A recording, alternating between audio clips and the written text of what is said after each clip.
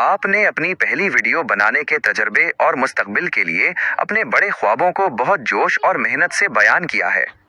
ये काबिले तहसीन है कि आपने बगैर किसी बैरूनी मदद सिर्फ एक मोबाइल फ़ोन और चंद सादा ऐप्स के ज़रिए इतना कुछ तख्लीक किया है। आपकी मेहनत और ख्वाब, बातें कुछ इरादे। आपकी वीडियो का उन्वान बातें कुछ इरादे बहुत मुनासिब लगता है। आपने जिस तरह अपनी मेहनत और लगन का जिक्र किया है कि हर मरहला कितना मुश्किल था और बार बार एक ही काम को करना पड़ा, यहाँ तक कि कुछ चीज़ें 10 बार करने के बाद भी दुरुस्त नहीं हुई, माइनस ये आपके अज़्म को जाहिर करता है। आपकी ये बात कि गलतियों का इम्कान फितरी है भी हकीकत पसंदाना है। एनिमेटेड फिल्म का अजीम ख्वाब। आपका सबसे बड़ा ख्वाब यानी अपनी कहानी को एक बहुत हकीकी किस्म की एनिमेटेड फिल्म में बदलना वाकई मुतासिर कुन है। जिस तरह आपने इसकी तफसील बयान की है कि रंग, चेहरे, तासुरात, कद, जिस्म, सड़कें, मनाजिर, धूप छाँव, घरों के डिज़ाइन और गलियां सब कुछ वाज़ेह नज़र आए और देखने वाला खुद को वहां महसूस करे, माइनस ये एक बहुत बड़ा विजन है। आपका ये दावीज़ कि आपकी कहानी बहुत मजबूत तरीन कहानी है और आम नावलों, ड्रामों, फिल्मों जैसी नहीं, उन सब से बहुत हटकर ये तजस्सुस पैदा करता है। आप इसे एक ऐसी कहानी के तौर पर पेश कर रहे हैं जो पहले कभी नहीं देखी गई। ख्वाब की ताबीर के लिए आपकी अपील। आपने बहुत वाज़े तौर पर बताया है कि इस ख्वाब को हकीकत बनाने के लिए आपको आईटी माहिरीन की टीम, कंप्यूटर्स, कमरे और पेड प्रोग्राम्स पर सरमायाकारी की ज़रूरत होगी। और उसके लिए आपने अपने नाजरीन से जो अपील की है वो बहुत सीधी और अमली है। हर वीडियो को लाइक करें, तबसरे कमेंट्स करें, अच्छी या बुरी, एक दो लफ्ज़ ही सही, शेयर करें, चैनल को सब्सक्राइब करें और बेल आइकन दबाएं। आपने ये भी वाज़ह किया कि ये इब्तिदाई अक़सात शायद बोरिंग लग सकती हैं, लेकिन नाजरीन को गलती नहीं करनी चाहिए और आगे आगे देखते जाएं, क्योंकि कहानी में हज़ारों मोड़, वाक़यात, इत्तिफ़ाक़ात, हादिसात, एक्शन, रिएक्शन, सनसनीखेज़ थ्रिल, शॉकिंग एडवेंचर्स हैं। आपकी इस बात से मज़ीद तजस्सुस पैदा होता है कि किरदारों और कहानी के मोड़ को समझने के लिए हर किस्त देखना ज़रूरी है। आपकी ये कोशिशें और आपका ये जज्बा काबिले तारीफ है। हमें उम्मीद है कि आप अपने इस बड़े ख्वाब को पूरा करने में कामयाब होंगे।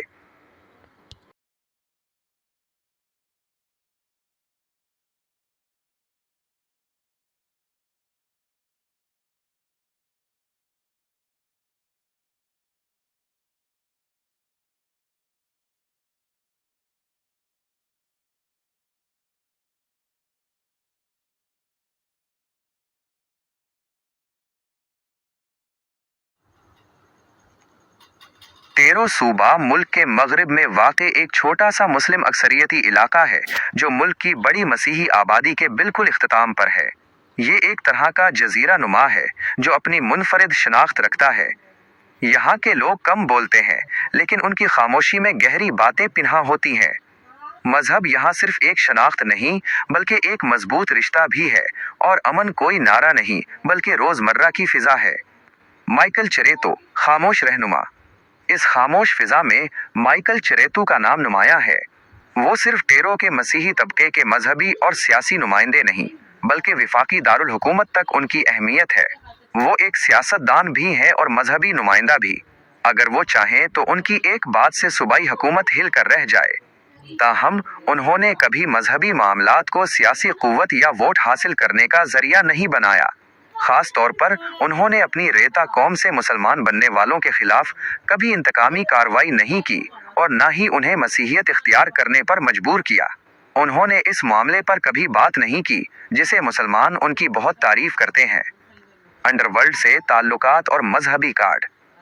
कुछ साल पहले नासराबाद के नौजवानों का ख्याल था कि चरेतू के अंडरवर्ल्ड से ताल्लुकात हैं और जब सूबाई हुकूमत उनके कारोबार पर आहनी हाथ डालेगी तो वो मजहबी कार्ड इस्तेमाल करेंगे। ये मुमकिन है कि जब वाकई उन पर कड़ा वक्त आए तो वो ऐसा करें। शायद उन्होंने मजहबी कार्ड उसी दिन के लिए संभाल कर रखा हो। लेकिन ये हकीकत भी है कि बाज़ मसाइल की अहमियत और ताकत सिर्फ उस वक्त तक होती है जब मामला गर्म हो, बाद में उसे कैश नहीं किया जा सकता। अलबत्ता सियासतदान जब ज़रूरत महसूस करते हैं तो गर्म नुकात तलाश कर लेते हैं या खुद कोई वाक़या करवा कर आवाम को भड़का देते हैं। बहरहाल किसी ने कभी चरेतू को नहीं छेड़ा और ना ही उन्होंने किसी को छेड़ा। उनकी पॉलिसी जियो और जीने दो की रही है। वक्त गुजरता गया और उन्होंने कभी ऐसा कुछ नहीं किया। उन्होंने न सिर्फ खुद को इस फितने से बचाया बल्कि अपनी पूरी बिरादरी यानी तमाम मेंबर ऑफ प्रोविंशियल असेंबली और मेंबर ऑफ नेशनल असेंबली को मजहबी तसादुम की सियासत से दूर रखा। उनके मुखालफीन भी मानते हैं कि अगर वो चाहें तो उनकी वजह से सूबाई हुकूमत एक पुल भी सुकून से नहीं गुजार सकती, मगर वो खामोश रहते हैं। चरेतू की खामोशी की वजूहात। उनकी खामोशी की दो बड़ी वजूहात हैं।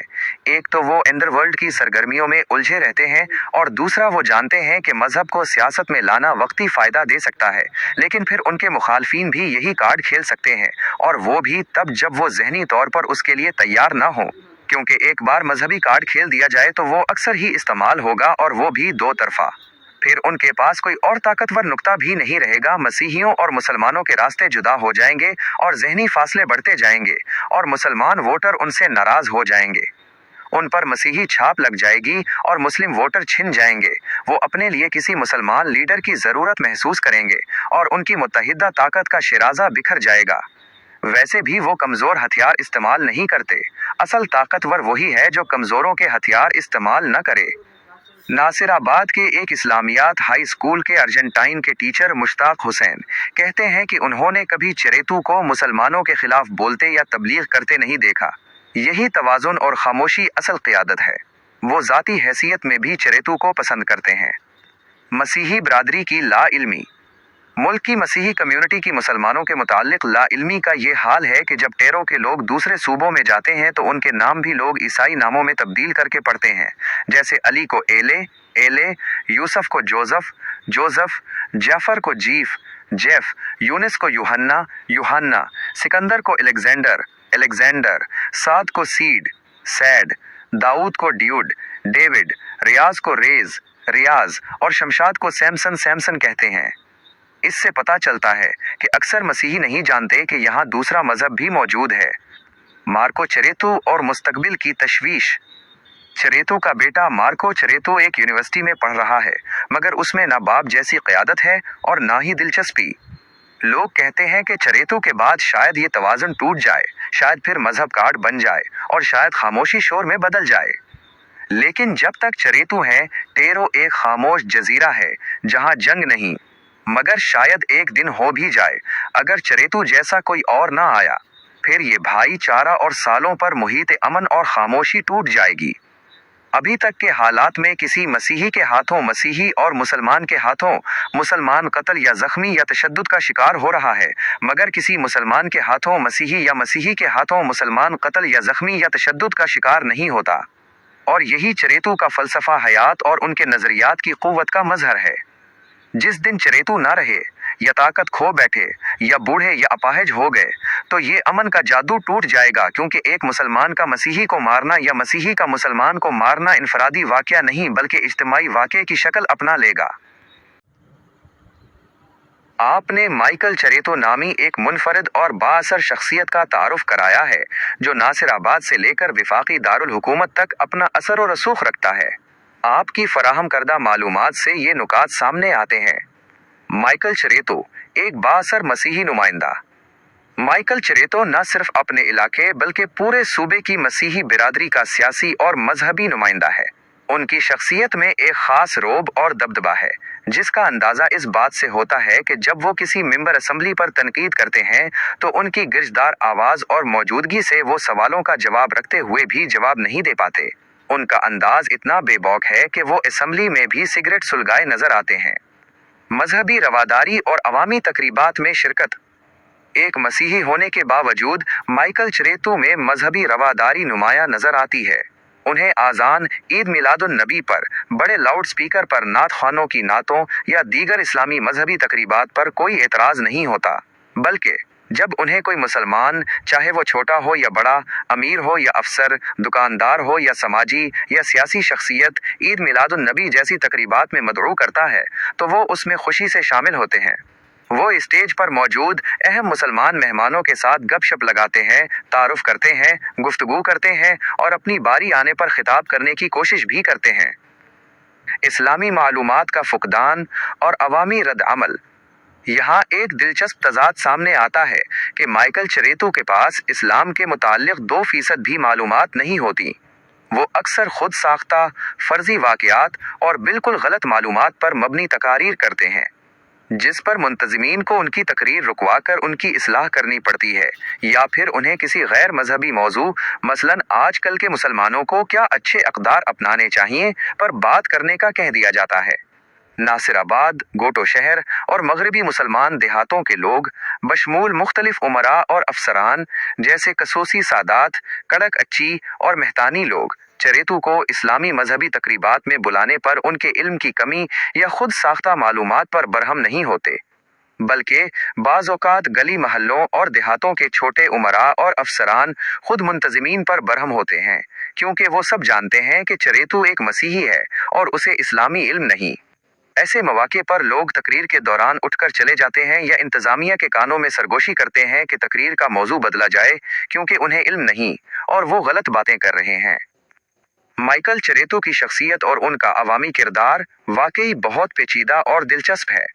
ये मजहबी रवादारी, समाजी कबूलियत और मालूमात के फुकदान के दरमियान एक नाजुक तवाज़ुन की अक्कासी करता है।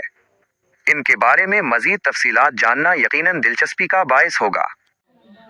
आपने मजहबी तकरीबात की हसासियत और उनमें की जाने वाली तकारीर की नज़ाकत को बहुत खूबसूरती से बयान किया है, ख़ास तौर पर ऐसे मौके पर जब एक ऐसे शख्स जैसे माइकल चरेतू को मदऊ किया जाए जिसे मजहब के बारे में ज़्यादा इल्म न हो। मजहबी तकारीर की हसासियत और मुंतज़िमीन के खदशात। आपने सूरत हाल को बहुत हकीकत पसंदाना अंदाज में पेश किया है कि किस तरह एक दरपर्दा तकरीब के मुंतज़िमीन ऐसे शख्स की वजह से दबाव का शिकार हो जाते हैं जो इस्लाम से नाबलद हो। उनके लिए सबसे बड़ा खौफ ये होता है कि कहीं कोई अनजान शख्स ला इल्मी में ऐसी बात ना कह दे जो हंगामा बर्पा कर दे। मुंतज़िमीन की परेशानी बिल्कुल जायज़ है, क्योंकि वो जानते हैं कि ऐसी सूरत हाल में सारी जिम्मेदारी उन्हीं पर आयद होगी, जिसके नतीजे में तोड़ फोड़, मार कटाई, बुरा इंप्रेशन, मुकदमात और गिरफ्तारियां हो सकती हैं। आपका ये जुमला कि वो सर्दी के मौसम में भी पसीना से शराबूर हो जाते और उनका ब्लड प्रेशर गिरा रहा होता, उनके शदीद जहनी दबाव की बेहतरीन अक्कासी करता है।